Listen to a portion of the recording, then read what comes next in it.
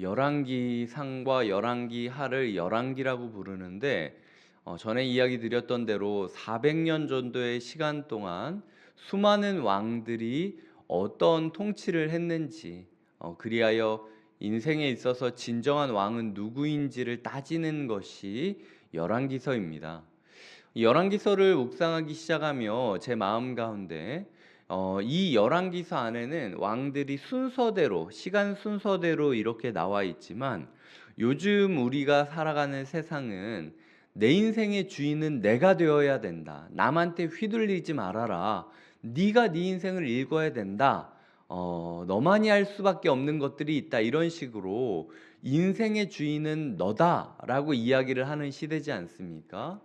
400년 동안 이렇게 이어지는 왕의 계보와 달리 우리는 요거를 이렇게 수평으로 딱 펼쳐서 수많은 사람들이 자기가 왕이다라고 이야기하는 시대 가운데 살아가고 있다라는 거죠. 이 세상 가운데는 다윗도 있고 아도니아도 있고 솔로몬도 있고 여러 가지 왕들이 있다라는 겁니다. 그래서 오늘 우리가 이 말씀을 묵상하면서 과연 나는 어떤 인생을 살고 있는가?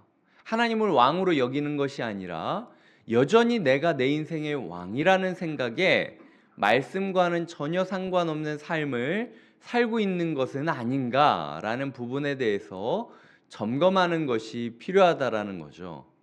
오늘 말씀을 묵상하며 제 마음 가운데 크게 아도니아, 밧세바, 솔로몬이라는 세 개의 인물상을 그리게 되었고 그 세 개의 인물상을 만들게 된 세 가지의 행동에 대해서 초점을 맞추게 되었습니다. 그러니까 세 명의 인물 중 혹시 내가 닮은 인물이 있는가?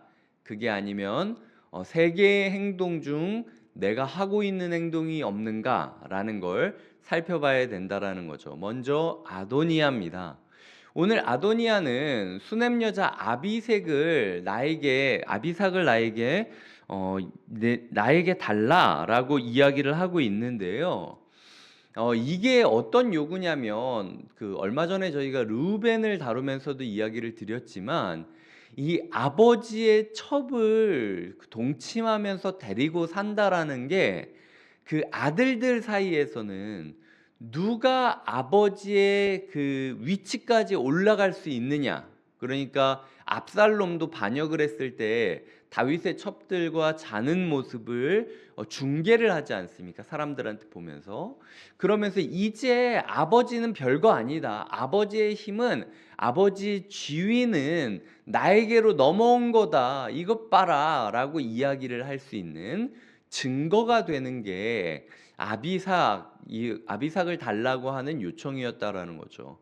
그러니까 지금 아도니아는 마음 가운데 아비삭을 달라라고 하고 있다라는 그 모습이 그냥 여자 한 명 주십시오라고 끝나는 일이 아니라 내가 왕이 될 수도 있다라는 여지를 심는다라는 거예요.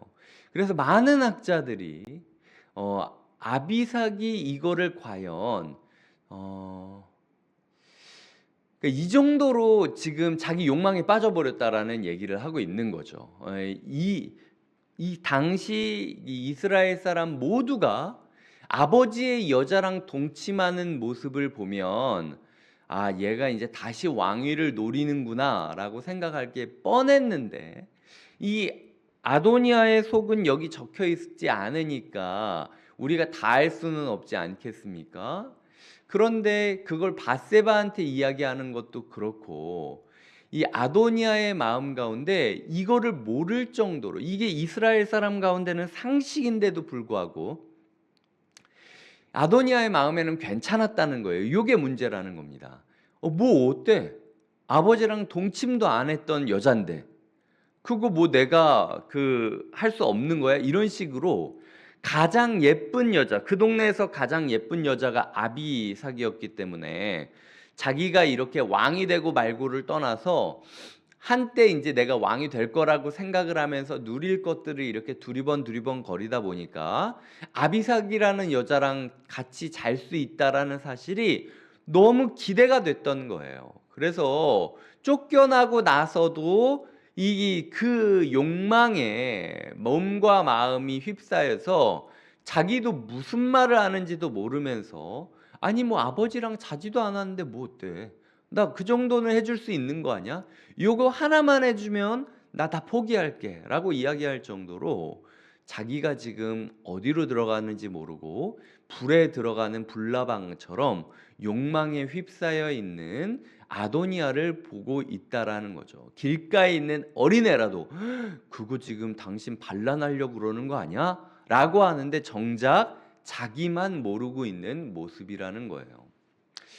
그게 진짜 반란을 하려고 하는 거였다면 이렇게 밧세바한테 가가지고 이야기하지는 않겠죠. 왜냐하면은 자기가 정치적으로 계략을 세울 때 밧세바가 그 의지를 내서 나단이랑 같이 솔로몬을 세워주지 않습니까? 그러니까 밧세바가 정치적으로는 꽤 수완이 있는 사람이었다라는 거예요. 그럼에도 불구하고 밧세바한테 그걸 이야기할 정도로 욕망에 눈이 먼 사람이었다. 우리는 아도니아처럼 욕망에 눈이 멀지 않았나? 라는 부분을 점검해야 된다라는 거고요. 두 번째로 밧세바입니다. 밧세바는요, 지금 이 상황 가운데 뭐 어때? 라는 얘기를 하는 거예요. 그래, 그냥 제가 욕망에 눈이 멀어서 저 아비삭 하나 데리고 살겠다고 한다는데, 그럼 앞으로는 뒤에서 들쑤시지 않겠다고 한다는데 그냥 줘버려. 어차피 아비삭 내가 안 그래도 보기 좋지 않았어. 왜냐면은 이 밧세바라는 여인은 후처지 않습니까? 다윗에게 있어서. 그런데 다윗의 노년에 자기가 아니라 또 다른 젊은 여자를 끼고 있었다라는 게 마음이 되게 불편했던 거예요. 여튼 그런 마음이 있어서 아예 이번 기회에 그래 뭐 아비삭 치워버리자라는 마음으로 그래 그 정도는 들어줄 수 있지라는 생각을 너무 편하게 했다라는 거죠. 이미 솔로몬은 왕입니다. 솔로몬은 왕인데도 밧세바는 내가 왕을 세웠는데 내가 이 정도도 말 못해? 라는 마음으로 자기가 왕이 아닌데도 불구하고 자기가 왕을 세운 것인 것처럼 하나님이 왕을 세워주신 건데 내가 왕을 세운 것처럼 이 정도도 못하냐는 마음으로 왕에게 오히려 요청하고 있는 모습을 그리고 있다라는 거죠. 그래서 우리의 삶 가운데 충분히 하나님께 쓰임받아 여기까지 왔지만 은혜로 말미암아 하나님의 도구와 통로가 되어 여기까지 왔지만 어느 순간 하나님을 왕으로 인정하지는 않은 채 내가 왕이라는 생각으로 그것도 못해? 내가 이 정도도 못해? 라는 억한 마음을 가지고 있는 혹은 뭐 이 정도면 되잖아 라는 식으로 방심한 마음을 가지고 있는 밧세바가 우리의 모습일 수도 있다라는 거죠. 세 번째로는 솔로몬입니다. 솔로몬이 이미 한번 기회를 주기는 했죠. 솔로몬이 이미 한번 아도니아를 돌려보내며 왕궁에서 손 떼라라고 이야기를 하기는 했는데 오늘 본문을 보면요. 많은 학자들이 이 본문도 너무 잔인하다라는 이야기를 합니다. 이렇게까지 할 필요가 있는가? 다윗이 처음 왕권을 행사할 때 지나치다 싶을 정도로 우유부단했다면 그거를 다윗은 자비의 통치다라고 설명을 했다면 솔로몬은 세상의 지식으로 봤을 때는 맞아요. 기회를 줬고 기회를 어기고 완전히 지가 무슨 말 하는지도 모르고 이상한 얘기를 구했고 그러니까 너는 진짜 분수를 지나쳤다, 선을 넘었다 이야기하면서 목을 치는 모습은 세상적으로 봤을 때 좋은 통치자의 모습입니다. 하지만 성경은요, 이렇게까지 해야 될 필요가 있는가?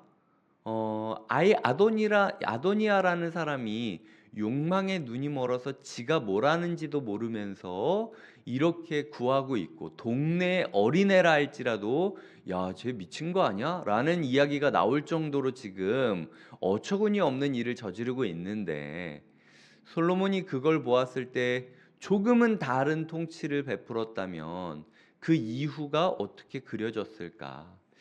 왕을 처음 세워달라고 이야기를 했을 때 하나님께서 이야기하셨던 메시지가 뭐였냐면 그 왕을 세우게 되면 그 왕이 너희를 개인적으로 이렇게 압제하게 되고 마음대로 휘두르게 되고 폭력으로 누르게 되고 너희의 자녀들을 종으로 쓸 정도로 이 너희의 가정이 또 다른 폭력의 지배를 받게 될 것인데 도대체 왜 왕을 구하냐? 이게 하나님의 뜻이었어요. 근데 다윗의 왕권이 지나자마자 솔로몬의 왕이 어떻게 통치를 시작하느냐?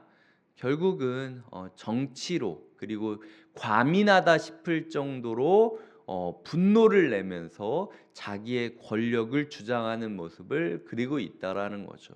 그래서 제가 봤을 때는 솔로몬이 2장까지 오기까지 마음고생이 굉장히 심했겠구나. 그래서 지금 이 아비삭이라는 키워드가 딱 나오자마자 솔로몬이 뚜껑이 열려가지고 그냥 죽여버리자, 그냥 더 이상 못 참겠다, 내가 왕이 되기까지 했는데도 여전히 나를 무시한단 말이야. 약간 이렇게 소위 말해서 급발진하는 모습을 보이는 것이 오늘 모습이라는 거죠. 그러니까 우리의 삶에 셋 중 하나가 아니냐, 욕망을 향해 달려가면서 내가 뭘 구하는지도 모르면서 기도하고 있는 아비아달의 모습이 나의 모습이 아니냐. 두 번째로는 밧세바처럼 나의 삶에 뭐 그 정도 어때?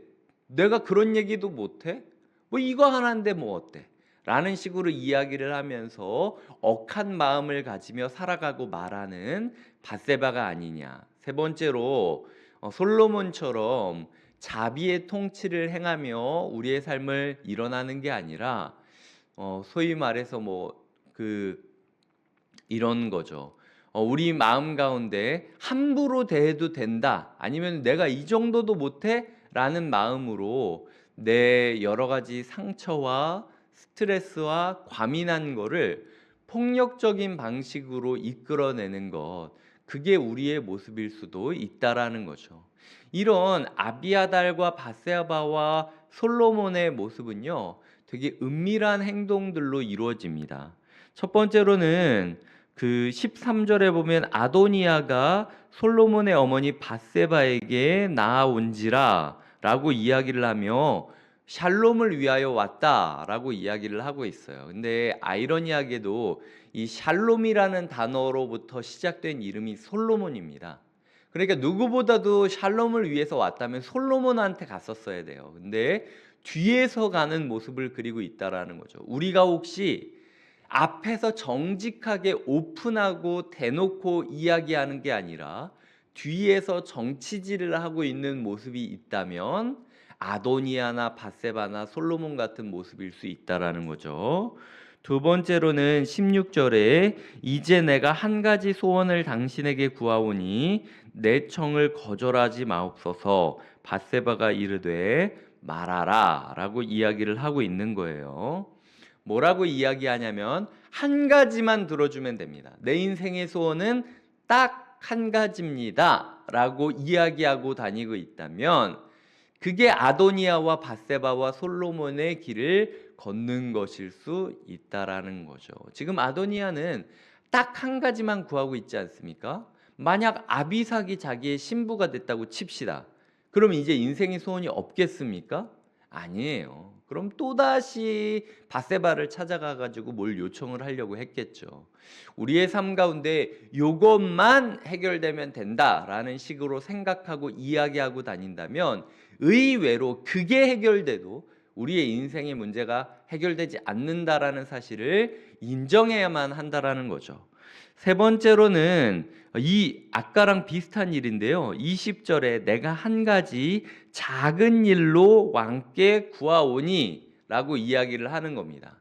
자기한테 불리한 건 확대하고 자기한테 유리한 건 작은 일이다라고 축소하는 내 멋대로의 기준을 대고 문제를 잣대를 대는 게 있다면 그게 우리가 아도니아와 밧세바와 솔로몬이 되는 길이라는 거죠. 다시 이야기 드리지만 우리의 삶의 뒤에서 오픈하지 않고 속닥속닥거리는 일이 있거나 아니면은 이거 하나만 들어주면 된다라는 식으로 하나님과 사람들한테 이야기하거나 그게 아니면은 작은 일이야, 이거 작은 일. 자기 입맛에 맞춰서 문제를 재단하는 모습이 그려진다면 우리가 아도니아처럼 정욕에 눈멀었거나 밧세바처럼 왕을 인정하지 않는 사람이거나 솔로몬처럼 예민한 폭력적인 군주로 살아갈 확률이 높다.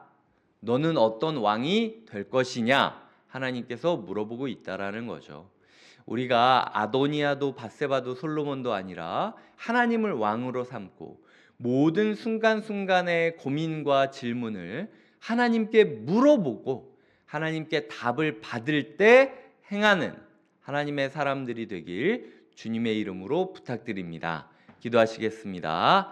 하나님, 오늘 세 명의 반면 교사를 우리가 보게 되었습니다. 하나님, 아도니아 욕망에 눈이 멀어서 자기가 뭘 말하는지도 모르면서 이거 하나만 해결되면 내 인생이 위로를 얻을 수 있겠지 생각했던 그 욕망의 사람이 있었고, 또 밧세바처럼 내가 세운 왕인데 내가 이 정도도 말 못해? 라는 우쭐한 마음이나 억한 마음으로 자기의 모습 가운데 이 정도는 작은 일이야, 애써 자기가 재단하고 있는 밧세바의 모습을 보고 마지막으로는 이런 일들을 여호와께 묻지도 않고 즉흥적으로 분노에 휩싸여서 내가 왕인데 뭐 이 정도도 못해? 라는 식으로 폭력적이고 예민하고 즉흥적으로 반응하는 솔로몬을 우리가 보게 됩니다.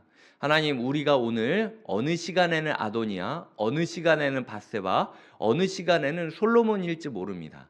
우리의 삶에 오직 하나님을 왕으로 삼고 하나님께 질문하고 하나님의 말씀을 따라 은혜의 통치를 행할 수 있는 하루가 되게 하여 주시옵소서. 감사옵고 예수님의 이름으로 기도드립니다. 아멘.